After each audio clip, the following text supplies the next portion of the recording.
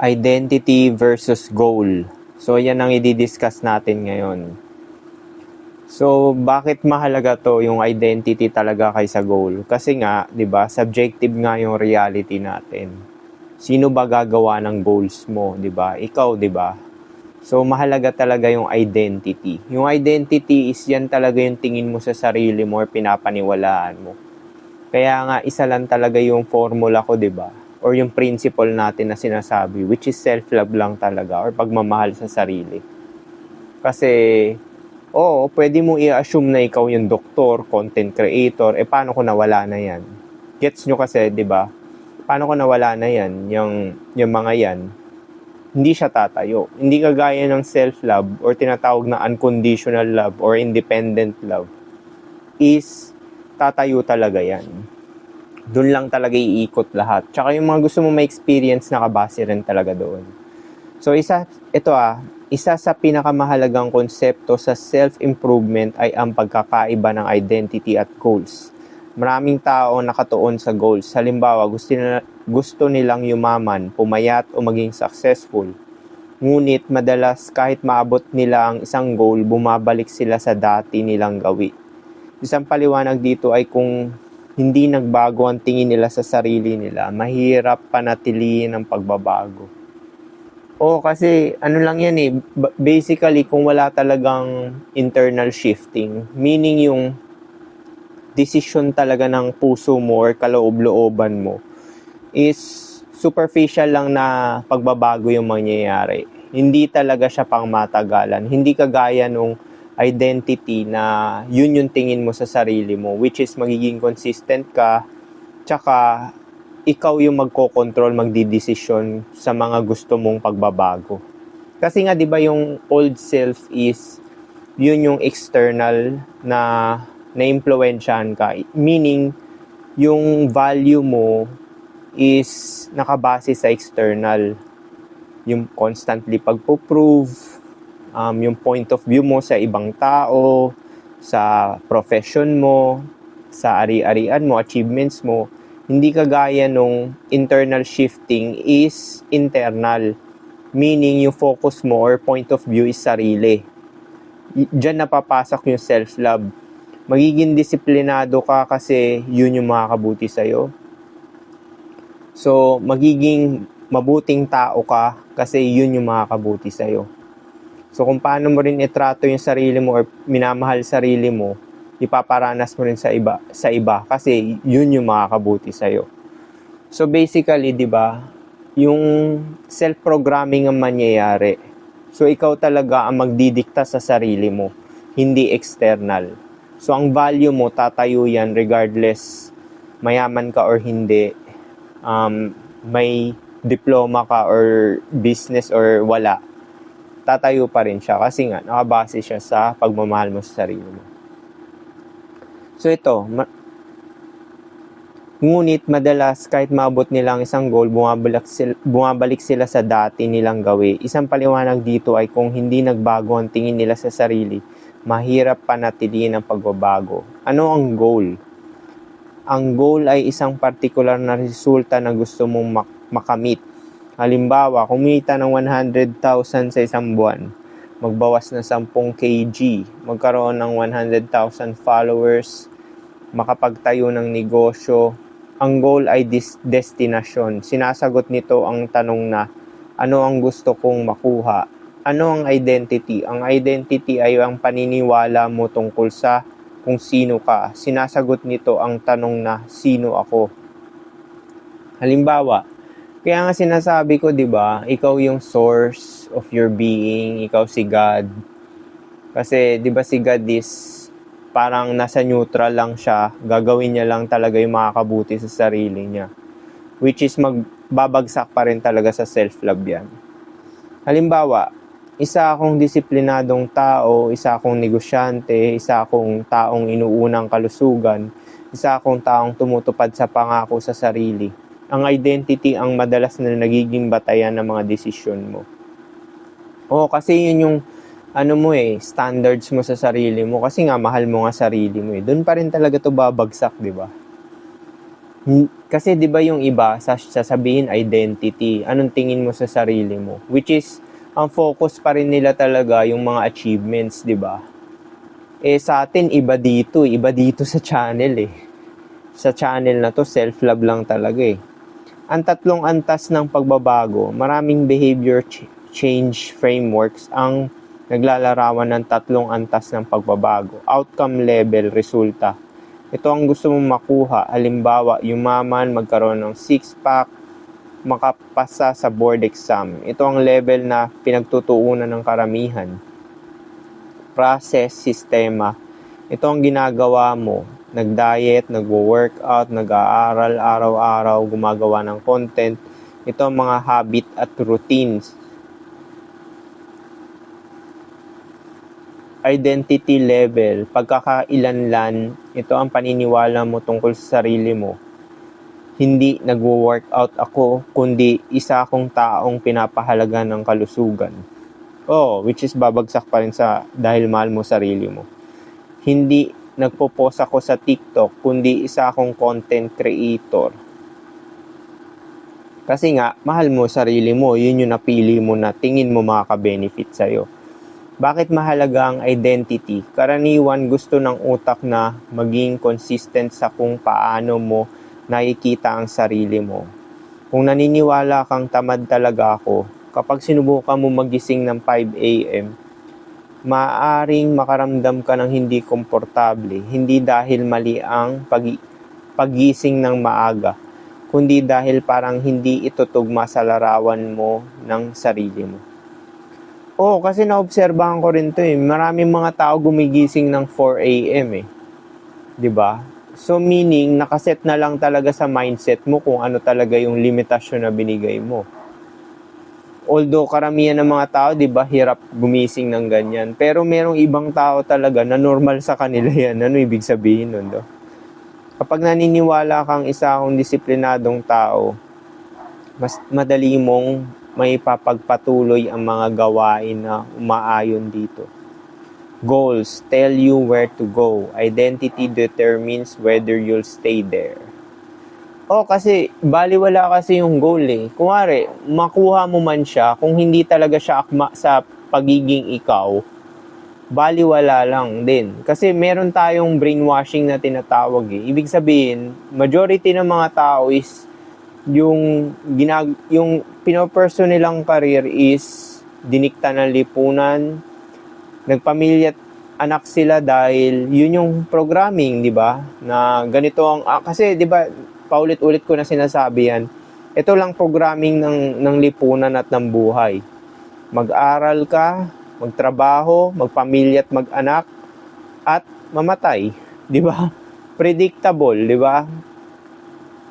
Paano kung ayaw mo mag-aral? Paano kung ayaw mo magtrabaho, ayaw mo magpamilya at mag-anak, di ba? So, yan yung sinasabi natin, di ba? So, ito halimbawa, 2 taong gustong pumayat. Pareho silang nagbawas ng 10 kg. Unang tao iniisip niya, nag-diet lang ako. Pagkatapos maabot ang target. Bumalik siya sa dating pagkain, tumaas uli at timbang. Kasi nga, ang goal kasi pag nag-chase ka sa goal, hindi natatapos yan. Hindi talaga siya natatapos sa totoo lang. Hindi kagaya na ginagawa mo siya dahil yun yung makakabuti sa'yo. Now, depende yan sa'yo sa decision mo kung gusto mo ipagpatuloy o hindi. Kasi yung pag goal-oriented ka or yung outcome-dependent, ikaw pinapakilos ng goal mo eh. Hindi yung ikaw yung may control sa goal mo, di ba? So, baliktad siya, di ba?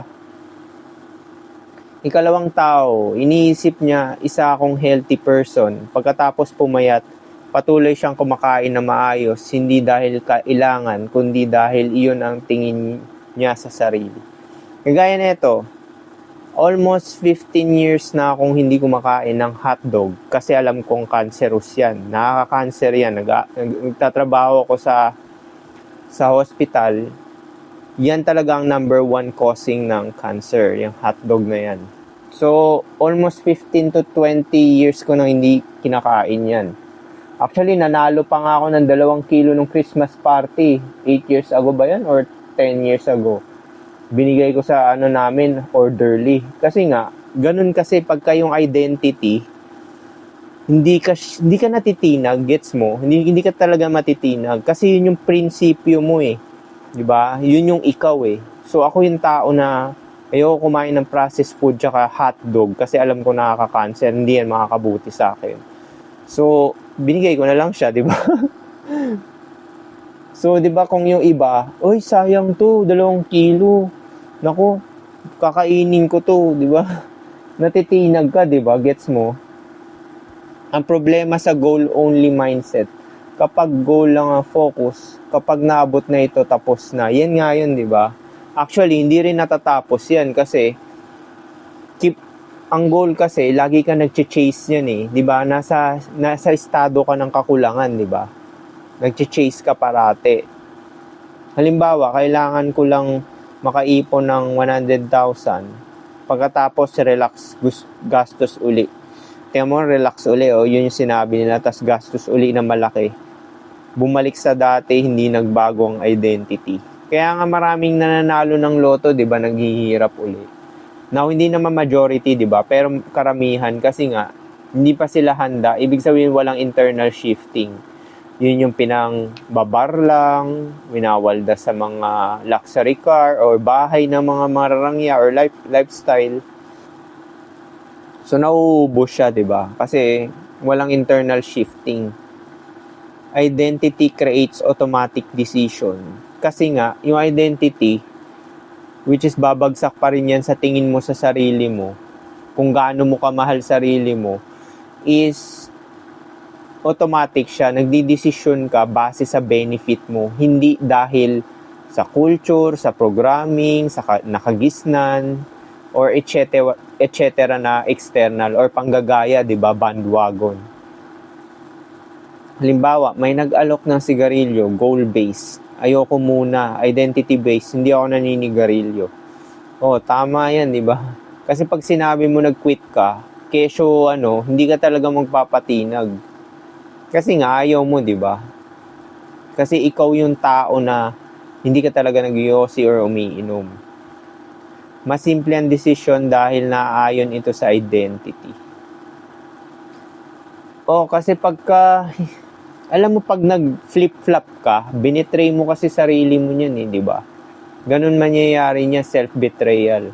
Kung ikaw talaga yung identity mo na hindi ka umiinom at nagyoyosi, sabay bigla ka nag-flip-flop, di ba?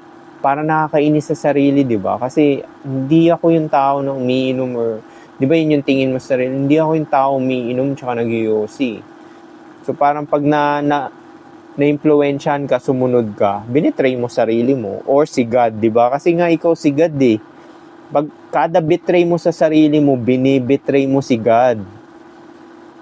Identity filters every choice. Sa bawat araw, nagtatanong ang utak, ang gagawin ko bang ito ay tugma sa kung sino ako? Kung oo, mas madali itong ulitin. Kung hindi, mas malamang na tumigil ka. O tsaka draining siya. Kuwari, hindi siya akma talaga sa tingin mo sa sarili mo or kagustuhan mo. Kaya nga may freedom of choice, di ba? So kung hindi talaga siya akma sa kagustuhan mo, parang madidrain ka niyan, tapos may resistance internally. Which is babagsak pa rin na hindi mo makukuha, hindi siya pang matagalan, magfe-fail din siya sooner or later. Identity creates habits. Hindi nagsisimula ang habit sa aksyon. Nagsisimula ito sa paniniwala. Paniniwala, desisyon, habit, resulta. Kasi yan, kailangan talaga may internal shifting. Baliwala, di ba nga may kasabihan nga, malalaman mo yung totoong ugali ng tao base sa kilos niya. Kasi nga yung habit talaga, mahirap siyang i-fake tsaka magsinungaling. Kaya nga nahahalata yung tao pag nagsisinungaling base sa facial expression, eye contact, tapos yung tone ng voice, may trembling sound, tapos yung kilos niya, yung katawan niya is nagsisignal ng parang insecurity, di ba? Pag nagsisinungaling. So, ganun nga yun. Kasi yung identity, hindi ka makakapagsinungaling. Kasi yung identity mo, yan talaga yung ikaw, di ba? Sure, pwede ka magsinungaling verbally, pero yung katawan mo, hindi makakapagsinungaling katawan. Kaya nga yung titingnan mo sa tao talaga yung habit. Ipapasok ko na naman dito yung first impression last. Kasi napakalupit talaga na info yan, first impression last. Napatunayan ko na yan, yung mga taong walang isang salita, wag mo nang pagkatiwalaan yan. Yung mga taong di tumutupad sa oras na sinabi nila, wag mo nang pagkatiwalaan yan. Yung taong nagsisinungaling, wag mo nang pagkatiwalaan yan, di ba? Kasi sooner or later, lalabas din ang katotohanan, di ba? Paano nabubuo ang identity? Hindi lang ito dahil sa isang deklarasyon. Nabubuo rin ito sa paulit-ulit na karanasan at aksyon. O kasi yung identity, ano lang din yan eh. Halo-halo yan eh. Yung upbringing mo, yung mga gusto mo, di ba? Tsaka, yung pagmamahal mo pa rin sa sarili mo, di ba? Kasi, naniniwala ako yung mga upbringing mo, tsaka yung mga brainwashing mo, pwede mo siya mabago talaga eh. Which is mag-focus ka talaga sa pagmamahal sa sarili. Halimbawa, araw 1, nagbasa ka ng libro, maliit na ebidensya, araw 2, nagbasa ulit. Mas lumalakas ang paniniwala. Tsaka parami na ng parami yung pages na nababasa mo. Tapos, pumapasok na siya sa identity mo, which is yung habit nga, di ba? Parang ako dati, naalala ko, nag-training ako nung push-up, mga 3 years ago. Una pa, 5 lang, tapos 20. Tapos yun, tuloy-tuloy na, 20 na parati. So yun. Tapos, pag napunta na siya sa sistema mo, nagiging addiction na siya. Kaya nga yung mga bad habits, napapalitan siya ng good habits eh. Pwede mo siya gawing addiction talaga eh. Kaya nga marami yung mga tao na addict sa self-improvement eh. Actually kaya kayo nanonood ng video ko, di ba? Mga addict na rin kayo sa self-improvement, di ba? Mas lumalakas ang paniniwala. Pagkatapos ng maraming ulit, reader ako. Ganito rin sa negosyo. Hindi magne-negosyo ko, kundi ako ay negosyante. Wala naman kasing negosyante talaga na nagbenta lang ng isang beses tapos pumaldo na, uminto na, di ba? Paulit-ulit talaga ginagawa yan. Identity as self-talk. Ang paulit-ulit mong sinasabi sa sarili ay maaaring makaapekto sa pagtingin mo sa sarili. Halimbawa, hindi ako magaling magsalita. Hindi ako creative. Hindi ako pang-business. Kapag paulit-ulit nitong iniisip, maaari itong maka-impluwensya sa mga susunod mong desisyon.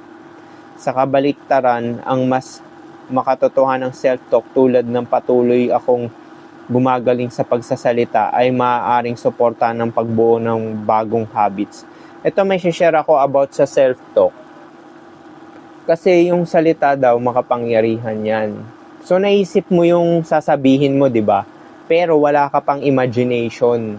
Pero once na nasabi mo na yung word, kuwari, hindi ako magaling magsalita, hindi ako creative. Once na nasabi mo na yan, maririnig yan ng tenga mo, di ba? Ang mangyayari, doon na papasok yung self-image saka imagination. Nahagip ko to sa isang YouTuber eh. Sabi ko, ganun pala yun. Kaya nga, dapat maging particular kayo sa mga sasabihin nyo tungkol sa sarili nyo. Kasi nga, once narinig mo yan, yung sinabi mo sa sarili mo, ang mangyayari, mag-i-imagine ka talaga. Di ba sa imagination, nagiging totoo siya, di ba? Paano ba tayo nag-exist? Di ba, we came from nothing, tapos sinabi, he manifested himself. So technically, ito material realm is nanggaling sa imagination bago nag-materialize. Ganon din naman sa creativity mo, di ba? Kunwari, gusto mong gumawa ng video, so mayroon kang image na tinitingnan sa utak mo tapos kinikilusan mo para mag-materialize yung inimagine mo. So, ganun din yan. Sa salita rin ganun. Once na nasabi mo yan, dun mo na, ang kabaliktaran naman, nai-imagine mo na siya. Pag sinabi mo na yung salita, dahil narinig mo, nai-imagine mo. Kasi nga, self-programming nga, di ba? Self-programming. So, paano mo ba pinaniwalaan yung mga pinaniniwalaan mo ngayon. Narinig mo sa ibang tao, di ba? So technically, pag nagsalita ka ng mga masasama sa'yo at narinig mo yan, i-imagine mo rin yan. Tapos, yun yung magiging self-image mo. Kaya wag na wag kayong magsasalita ng ikakasama nyo or yung mga kagaya nito, hindi ako creative, hindi ako pang business, mga ganyan. Environment reinforces identity. Kung araw-araw ka nasa gym, mas madali mong mararamdaman. Healthy person ako. Kasi parang self-priming ata tawag dito. Hindi ko alam hindi ako sure. Pero yun nga, parang yun nga, nire-reprogram mo nga yung sarili mo sa environment na yun. Kung araw-araw ka na nasa business community, mas madali mong maramdaman entrepreneur ako. Totoo naman yan eh. Kasi nga, ito yung sinasabi na akma ka dun sa lugar na yon. Parang yung king, di ba? Nandun siya sa throne niya. So, akma siya dun sa lugar na yon. Ang kapaligiran ay hindi otomatikong nagbabago ng identity, pero maaari nitong palakasin ang mga ugaling sumusuporta rito. Kaya nga minsan makapangyarihan talaga magpapogi, magpaganda, tsaka anong tawag dito, pumorma na maayos at malinis at presentable. Kasi pagka bagong gupit ka, napapansin nyo, di ba? Mas fresh ka, tas nabibigyan ka ng energy. Tapos anong parang tawag doon? Tumataas confidence mo, di ba? Tapos pag suot mo yung komportable na damit, kunwari, yung pinaka-favorite mong t-shirt, di ba? Nagiging totoo ka sa sarili mo, lalo na kung cotton yan. Di ba? Sarap sa balat. The feedback loop, identity, actions, results, evidence. Mas lumalakas ang identity. Halimbawa, isa akong writer. Sumulat araw-araw. Mas gumaling, may readers, mas lalo kang naniniwala, mas nagsusulat. Paano mag-shift ng identity? Pumili ng identity na gusto mong buuin. Yes, fact yan, pero hindi talaga yan yung principle na sinishare ko sa inyo kasi hindi tatayo yan. Sinasabi ko sa inyo, identity ko police. Now, paano na yan kung nasisante ka sa trabaho mo, di ba? O nabaldado ka, hindi ka na police. Paano na yan, di ba? Hindi talaga siya tatayo. Kaya nga, ang core principle lang talaga pagmamahal sa sarili. Halimbawa, isa akong taong maaasahan. Pero sa ngayon, syempre, total, matik naman, mahal nyo naman sarili nyo. Kaya nga kayo nakikinig ng ganito, diba? So, pwede nyo tong gayahin din yung identity na maging businessman, kung ano pa mang larangan ng gusto nyo, or career path. Pumili ng maliit na aksyon na sumusuporta rito. Kung gusto mong maging reader, magbasa ng ilang pahina bawat araw-araw. Sa totoo, yung mga nagse-self-improve, pare-pareho lang ginagawa nila eh. Kuwari, fit, magaling magsalita, tsaka nag-improve ng finances, nagpapakadalubhasa sa isang skill, tsaka nagbabasa, diba? Continuous learning.